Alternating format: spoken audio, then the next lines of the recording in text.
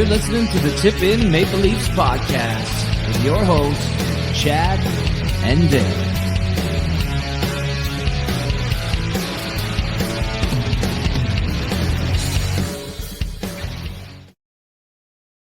Hey, everybody. Welcome to the Tip In Maple Leafs podcast, episode number 250. I'm Chad. I'm Dale. And tonight we are going to look at the Toronto Maple Leafs, who lost 6-3 to the Islanders, and then followed that up with a 5-2 loss to the Winnipeg Jets this afternoon. And a win in Buffalo, too. Yeah, But everybody wins in Buffalo.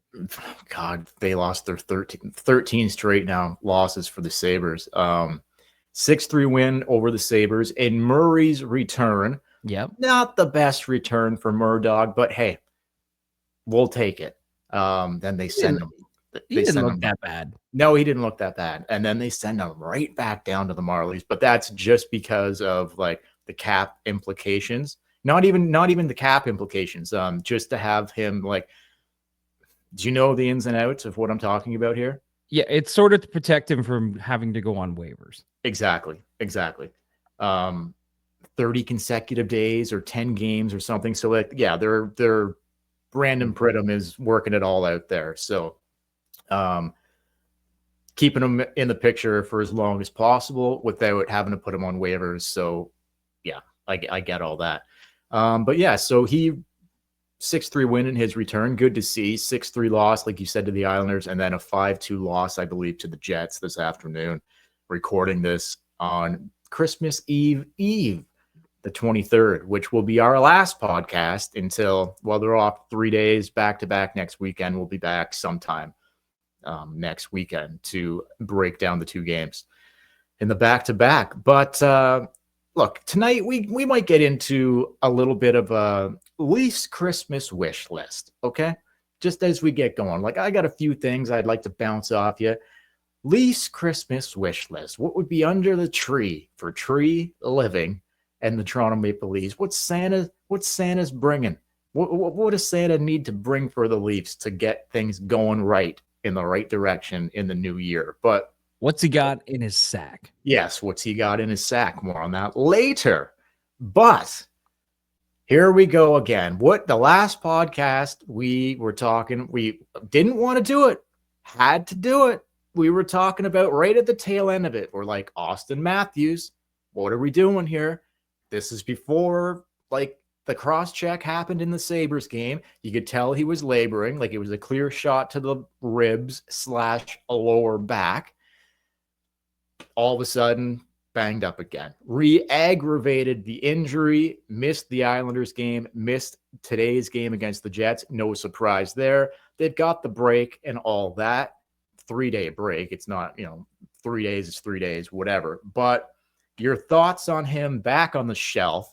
Do you expect this going long-term again? How do you handle the Matthews re-aggravated injury this time around, Chad? Thoughts, please. We've talked about it a few times now on the podcast of just shutting him down until he's healthy. Using that cap space, maybe if you could, if he needs a significant amount of time, you could load up at the trade deadline and go in. The thing that throws a wrench into all this is the Four Nations faceoff. I think he is going to keep pushing himself back into the lineup when he's not 100% because he wants so bad to play in that tournament. And that's what's going to happen, man. Yeah, you're not wrong. He's going to come back, and he hasn't looked himself all season. He's going to come back into the lineup. He's not going to look himself again, but he's just going to keep, taping himself together so he can play in the Four Nations face-off. Okay.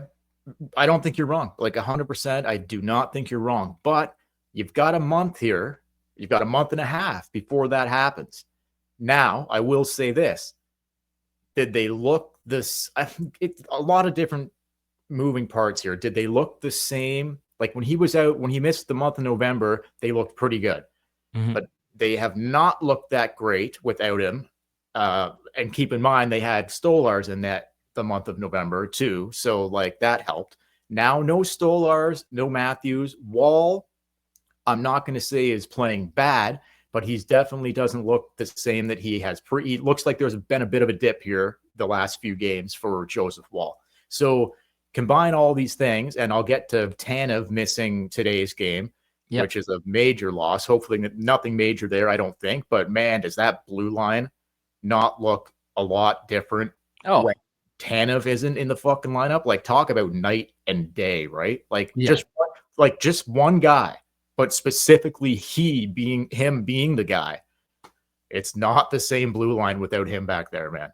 No, it's not the same at all. I mean, it looked a lot different when McCabe was out, but it looks crazy without Tanev. Any like, were you anything alarming there, or do you think this was just maintenance, like something he's laboring because of the way he plays, and like, let's just keep him out here and like he'll be back, no concern, he'll be back after the break? As far as I know, yeah, there shouldn't be any concern. The way they're talking about it shouldn't be any concern. Well, he's played like that his entire career. If they say day to day, look out. I know, but they say day to day, 6 months. 6 months minimum. No, he looks, I mean, he looked fine the last time he played. That's just the way he's getting older too, right? Oh yeah, 36. And I mean, he blocks everything. Yeah, every fucking shot he jumps in front of when he's out on the ice. I'm not too worried about it, but we'll see, because I've said that before this year about other players, and then they're gone 2 months. So I don't know. Yeah, I hope not, though, because you're right. The way you don't even notice him, which I guess with the defenseman, that's a good thing. But the way he puts out the fire in his own end and just calmly gets the puck, calmly blocks shots, just diffuses any play that the offense has coming towards them. That's what she's saying. Yeah. Without him, with watching it without him, did it not remind you of old Leafs? Oh my God. Scrambling a little bit. Oh my God. 100%, man. Like they sure could have used him this afternoon against the Winnipeg Jets, like without a doubt. I don't know, Tanev, hopefully it's nothing serious. Like, I think it was just probably a precautionary thing. This guy's a fucking bulldog anyway. Like, he'd have to have something significantly wrong to not play. But it's just like, he's just been such a vital part of that new vamped blue line. Hopefully he gets some Christmas eggnog into him and he'll be good as new come next weekend. That's what we're hoping. But going back to Matthews, I cannot say the same thing there. So here we go. Here's where it's at for me.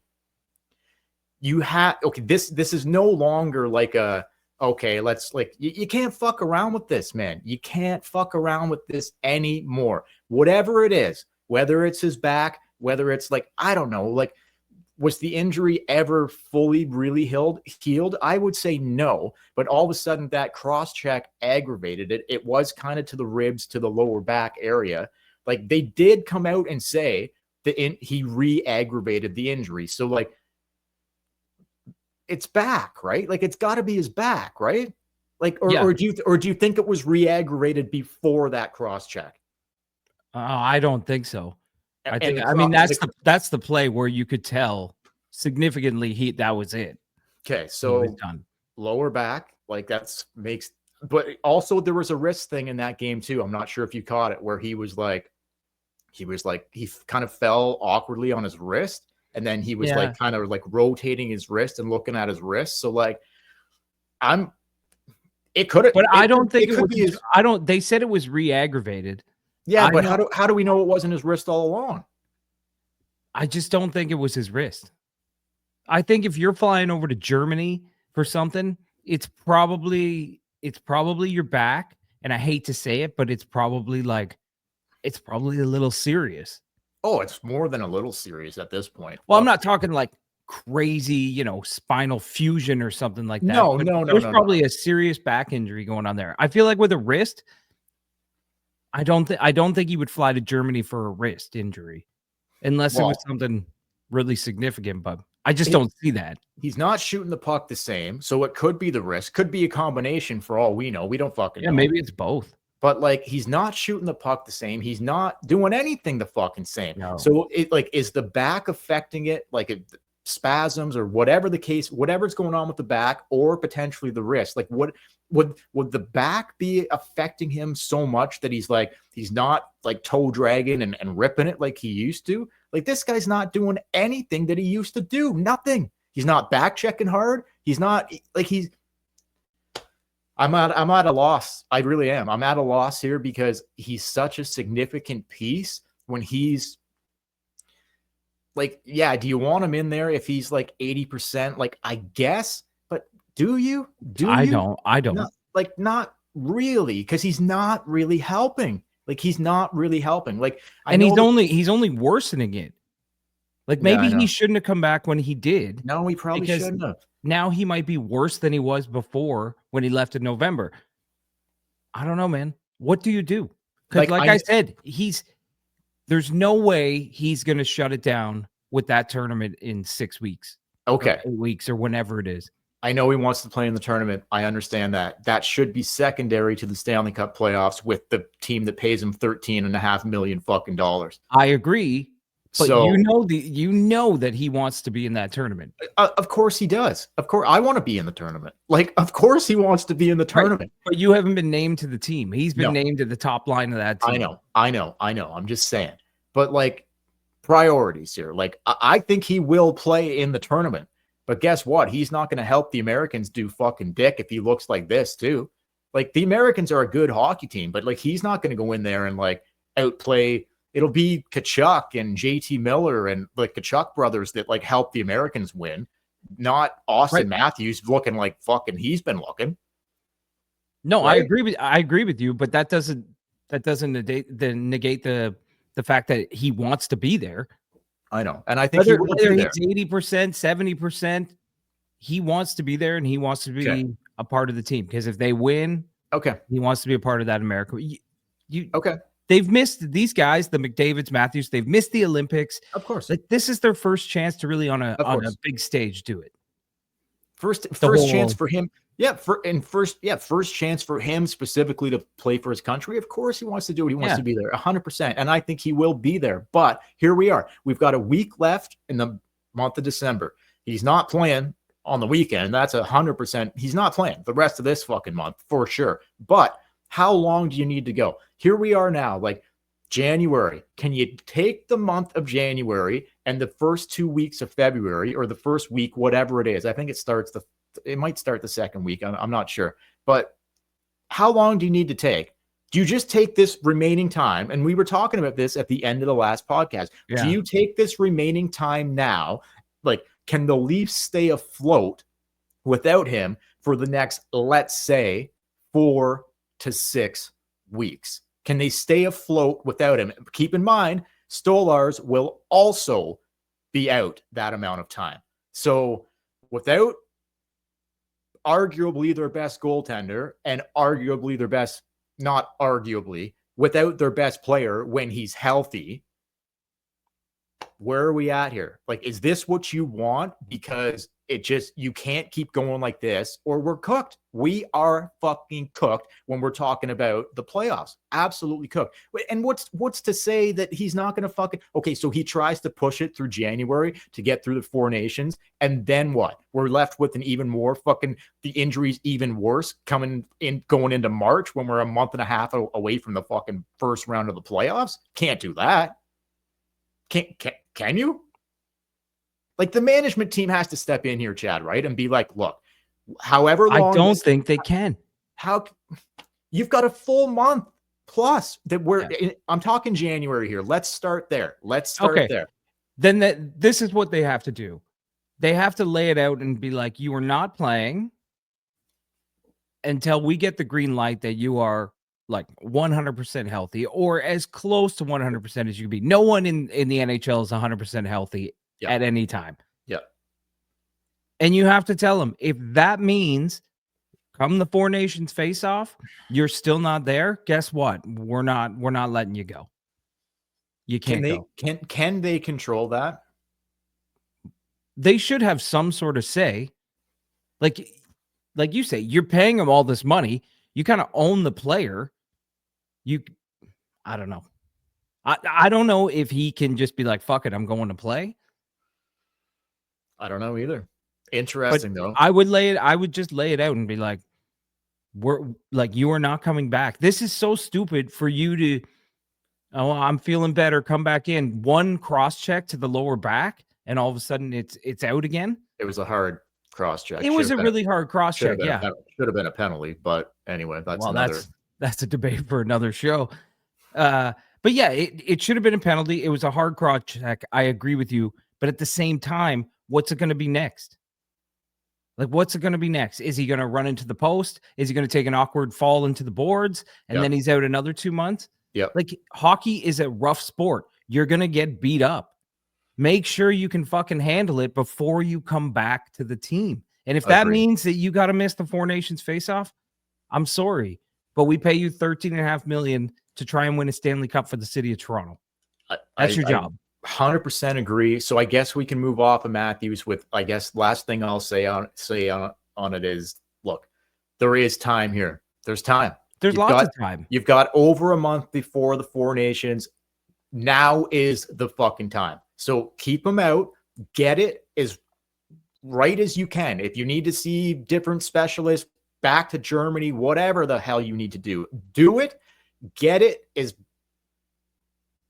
close to 100%, like you said, as possible.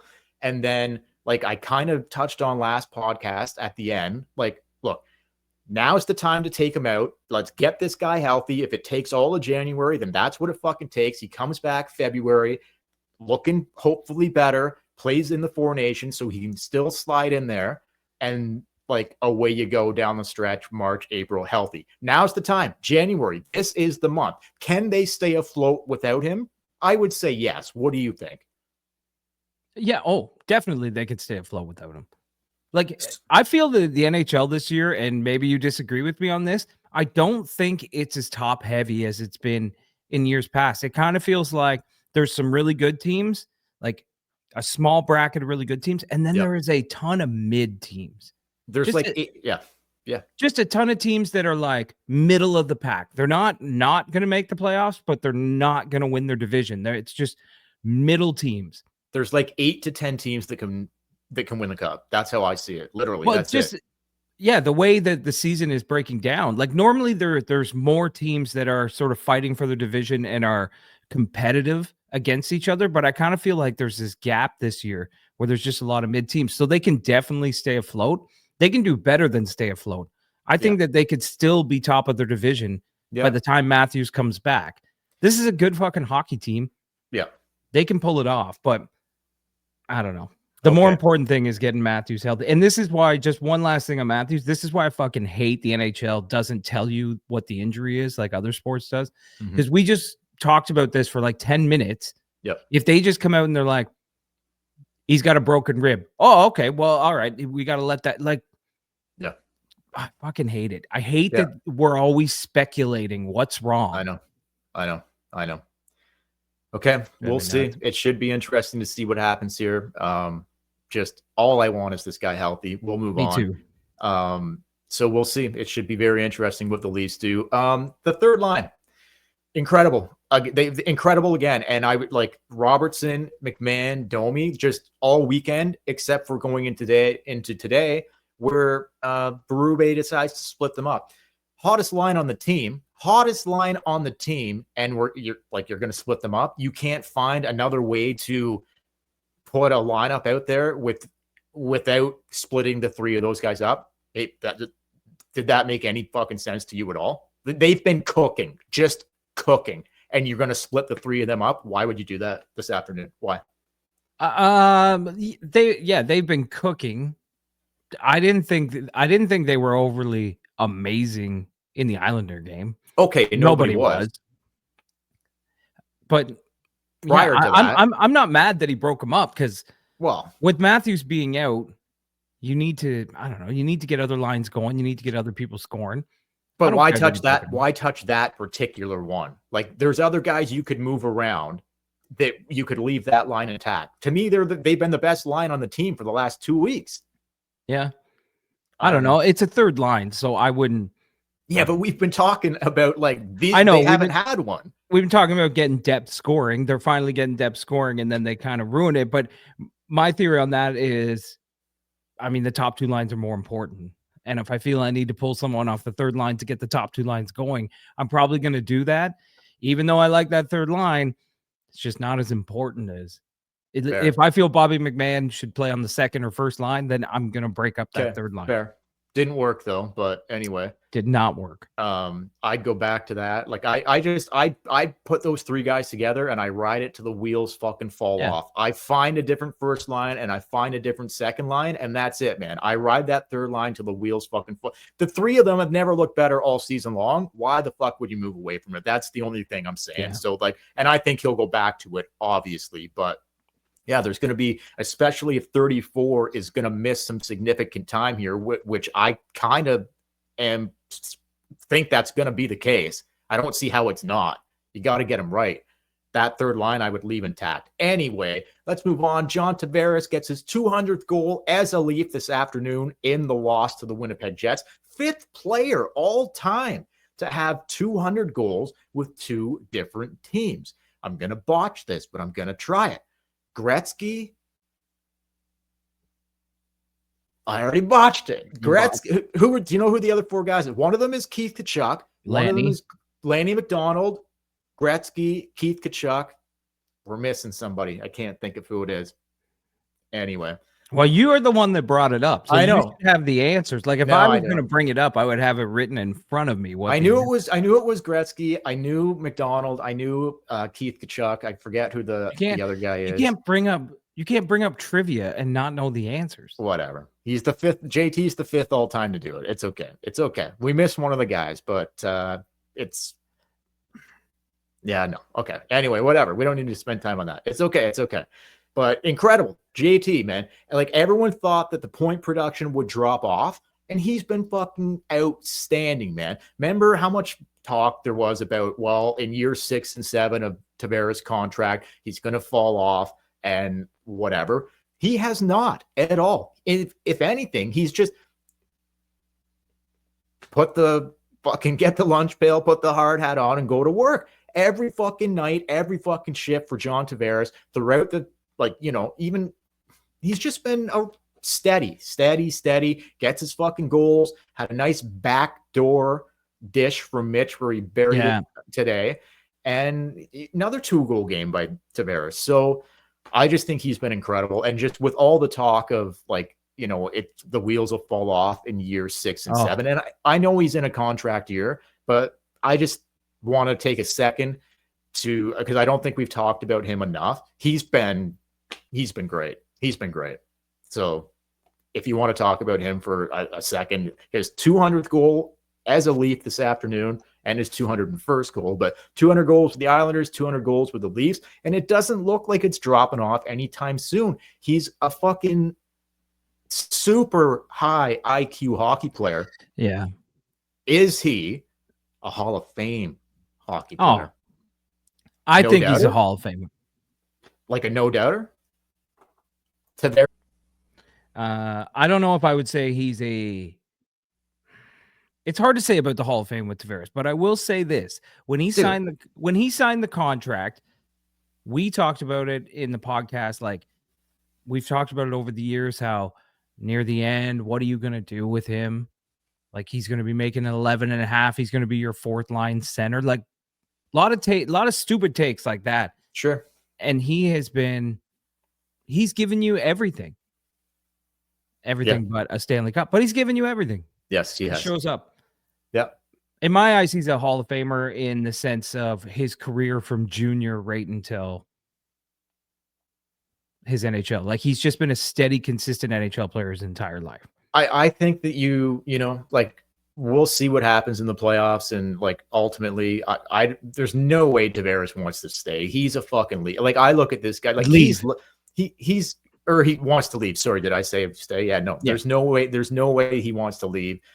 This guy fucking does truly bleed blue. He loves the Toronto Maple Leafs. He has his entire life. So I think with that type of heart and soul guy, you find a way to get a contract extension done. And he has shown this year that he can still contribute at a high level. So I am now not on the fence with it. I'm like, yeah, I keep Tavares around, man. Like, the dollar amount would be the only thing concerning to me. But like, I guess I would be like, John might go to the team and be like, okay, what's the max you guys can do?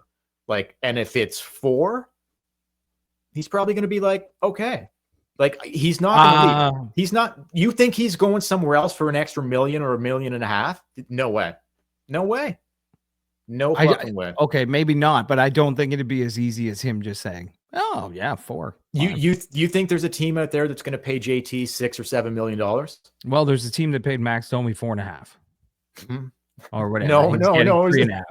3.5. That's a That's a big. Oh, it's only $1 million. But I'm just saying the way, like, there's always a team that's going to overpay. I think he will take a hometown discount to stay here. Has to.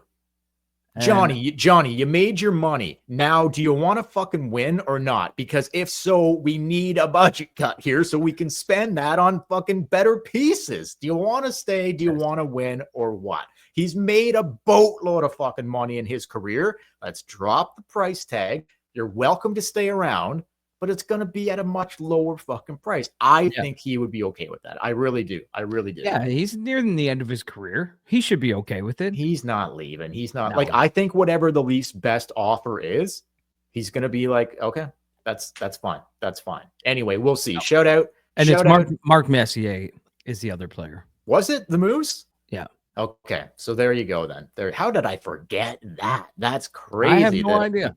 That's crazy. Anyway, okay, thanks for adding that. Anyway, Nylander, 5-minute shift this afternoon. This guy just will not leave the ice on the power play. Will not. I guess he's just got the green light from the head coach. Berube's just like, well, just stay out. But a 5-minute shift. Staying around a 4-minute power play is 4-minute power play. And not only that, the 4 minutes ran out and he was still out there for another fucking minute after that. So, like, I know you're not gassed because you're not skating hard up and down. You're still gassed. Well, a 5-minute shift. Yeah. Okay, sure. But I don't know, man. Like, Willie, I get it. He's the best goal scorer on the team, right? He's like, I think they were showing he's like closing in on like he's at the top of the league for goals, right? Like he's like he's close to Draisaitl, and so. But that doesn't mean you can take a 5-minute shift. No. There's still no excuse for a 5-minute shift. Like, you got guys sitting on the bench being like, "Can I get a shift?" What's going on? Like, when you're playing beer league and you're sitting on the bench, and like the guy just won't come off. Like he keeps skating by the bench, and you're like, "This motherfucker." Yeah, fucking come off. The Grinch, the Christmas Grinch, Willie Nylander, just won't share it with the other boys. But no, I just thought when I was watching the game, to be perfectly honest, I didn't even really realize until they said how long his shift was. I didn't even realize he had been out there the whole time. Crazy, man. 5 minutes. It's the longest shift of the season. Yeah. Anyway, by anybody in the league. Like no one a quarter of a period. Yeah, that's crazy.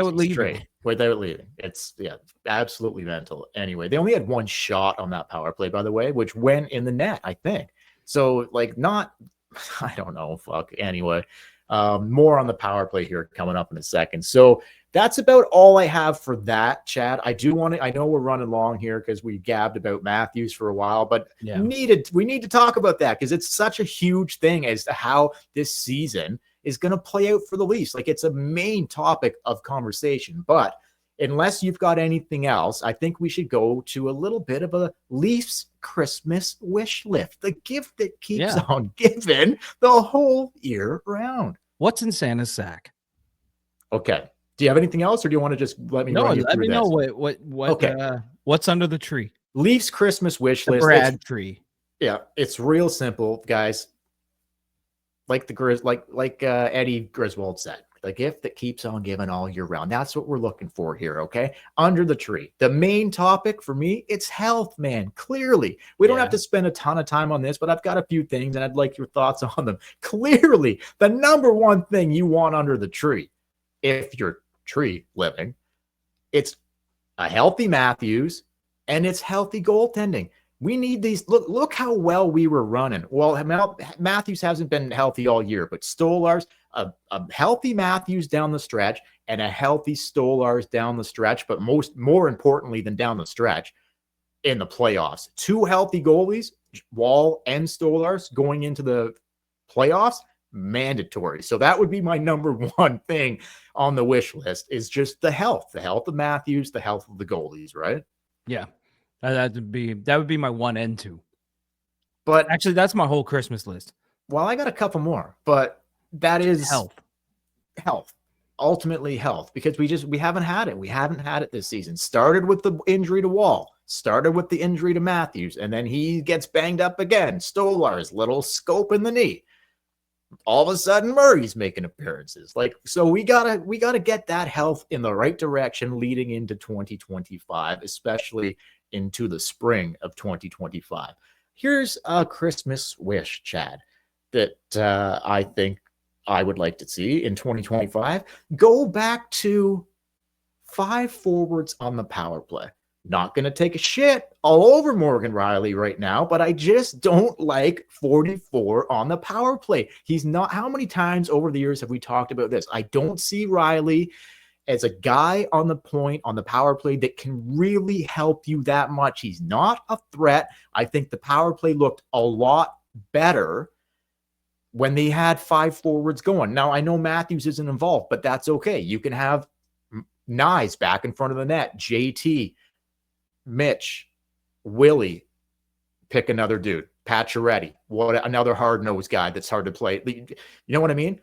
I'm a defense, or even Ekman Larson, go back to that and give it a look. I just don't like Rielly on the power play. I just don't like it. You're not alone. I'd like to see them go back to 5 forwards. What do you think of that for a little Christmas wish? Yeah, I'd be okay with that. I would take that. It'd be like a stocking stuffer. Do you want to see that though? Like, do you think I mean, look at it this way. Every single coach that has come in Morgan Rielly's tenure has taken him off the power play. He always winds up getting back on somehow, but Babcock took him off the number 1 power play. Keefe took him off the number 1 power play. Berube took him off the number 1 power play. I don't think he belongs on the number 1 power play. No. It's just not. It just doesn't suit his style. So I'd be totally fine going back to 5 forwards or putting OEL out there, or just trying something different. When they did the run of 5 forwards, it was looking pretty good. Mind you, then they gave up some shorties. And then it just, Berube blew a gasket. He's like, you got to have a defenseman back there. You got to have a defenseman. And then they just always fall back on Morgan Rielly. It just always seems to fall back on Morgan Rielly. I don't know why. Well, he does. Like, what does he bring you back there? Like, what does he really bring you? I haven't seen the guy shoot the puck. Can you remember the last time when's the last time he took a shot on net on the power play? Well, he tries to take a shot, but I've said this before. It's into shin pads or misses the net. He usually just tries to get it to Mitch or Willie. That's it. Yeah. Oh, he's really predictable at what he's going to do. I don't know. Think of all the things they've tried over the years, and it always comes back to Rielly. Like, if I'm the opposing coach or whatever, I'm like, don't even cover 44 on the power play. Don't even bother. Like, he's not going to do anything with it other than dish it to 88 or 16 on the side. Or float a wrist shot into somebody. So, like, Mitch is a much better option there for me. So, I don't know. That's whatever. Last one for me. Ho, ho, ho. Leafs Christmas wish list. Maybe Tree Living can mix in a few presents with a trade or two. There's been a lot of trades happening as of recent in the NHL. Nothing major, but still, there are teams making moves.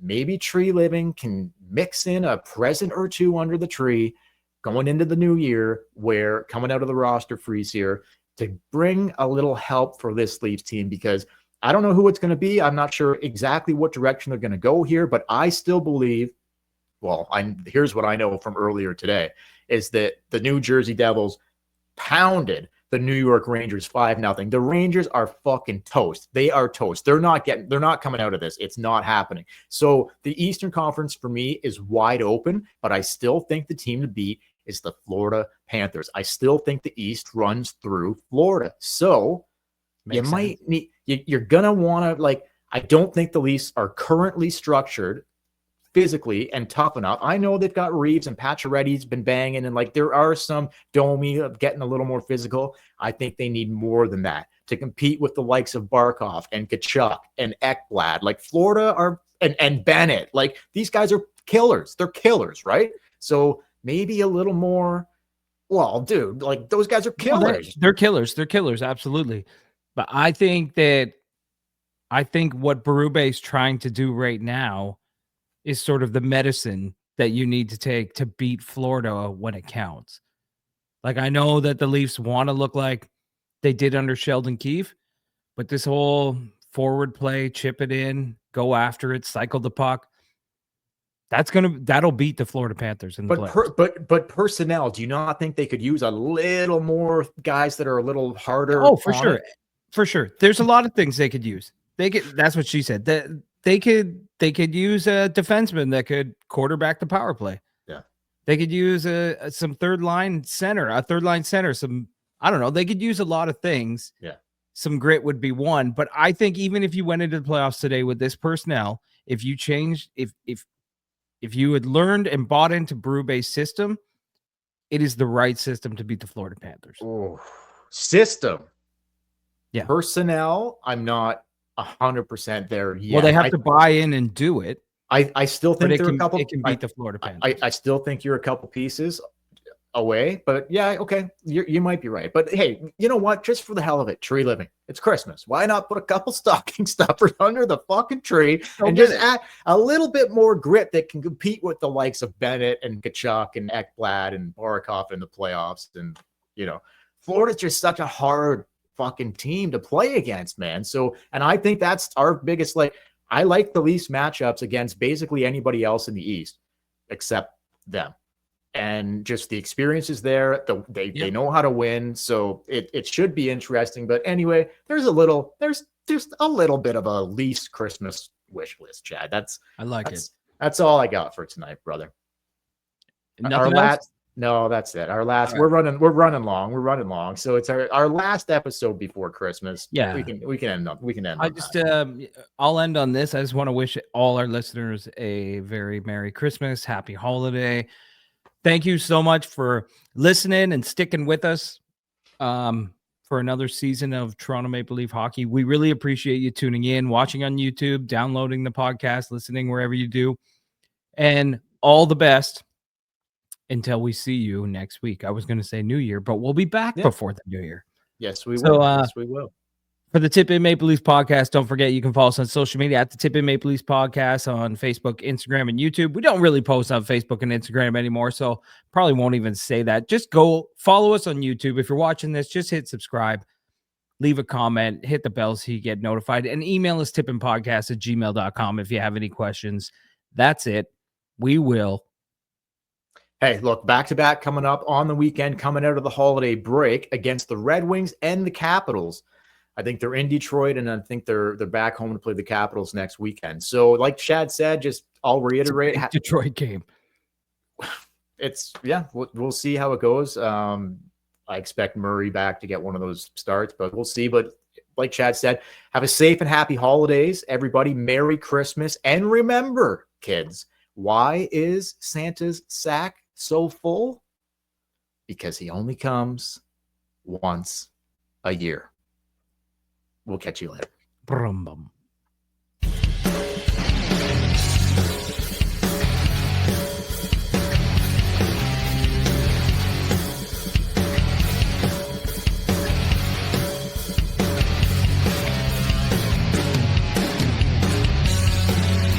You're listening to the Tip In Maple Leafs podcast with your hosts, Chad and Dave.